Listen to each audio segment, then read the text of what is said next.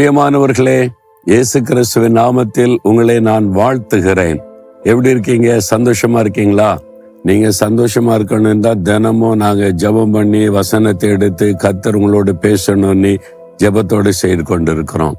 நீங்க ஆண்டவருடைய பிள்ளைகள் எப்போதும் சந்தோஷமா, தைரியமா, மன மகிழ்ச்சியோடு இருக்கணும். இன்னைக்கு கூட ஏதோ ஒரு பயம் இருக்குல்ல, ஏதோ ஒரு உள்ளத்து ஆழத்துல ஒரு பயம், ஏதோ ஒரு பிரச்சனை வந்துட்டு வீட்டுக்குள்ள, வெளியில, வேலை செய்யற இடம், ஊழியத்துல ஏதோ ஒரு காரியம் உள்ளத்துக்குள்ள பயமா இருக்குது.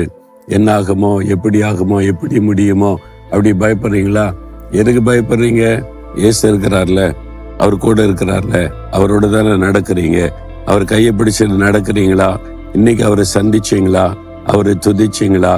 அவர்கிட்ட பேசுனீங்களா?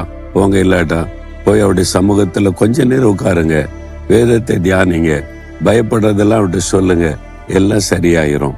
ஆண்டவர் என்ன சொல்றாரு தெரியுமா? ஒரு பக்தன் சொல்றாரு, புலம்பல் 3:57 ஆண்டவரே, உம்மை நோக்கி நான் கூப்பிட்ட நாளிலே நீர் என்னை பார்த்து ஒரு வார்த்தை சொன்னீங்க, பயப்படாதே என்று எனக்கு சொன்னீங்களே, அதனால பயெல்லாம் போயிட்டேன்னு மகிழ்ச்சியோடு சொல்றார். உம்மை நோக்கி கூப்பிட்ட நாளிலே என்னை பயப்படாதேன்னு தைரியப்படுத்தினீங்க. இன்றைக்கு ஆண்டவர் சொல்றார், என் மகளே பயப்படாத, என் மகனே நீ பயப்படாதேன்னு சொல்றார்.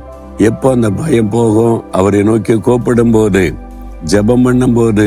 அதுக்குதான் சொல்றேன், காலையில் எழுந்த உடனே அவரோட பேசுங்க, ஜெபத்துல அவருக்கு எல்லாம் தெரியப்படுத்துங்க.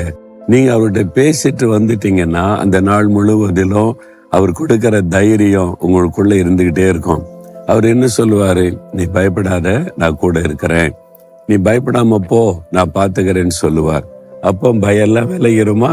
நீங்க தைரியமா, சந்தோஷமா இருக்கலாம். ஆனா தினமும் அவரோட பேசுங்க, அவரை நோக்கி கூப்பிடுங்க, பயப்படாதேன்னு தைரியப்படுத்துவார். வேத புஸ்தகத்துல அநேக தெய்வ பிள்ளைகள் அவங்க பயந்த சமயத்துல கூப்பிட்ட போதெல்லாம் ஆண்டவர் முதலாவது சொன்ன வார்த்தை, பயப்படாத, பயப்படாத.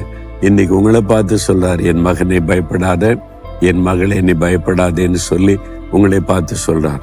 நானும் என்னுடைய வாழ்க்கையில பயப்படுகிற சூழ்நிலைகள் நிறைய வந்துச்சு. அந்த செய்தி வந்த உடனே அந்த காரியத்தை சந்திக்கும் ஒரு பயம் வரும்.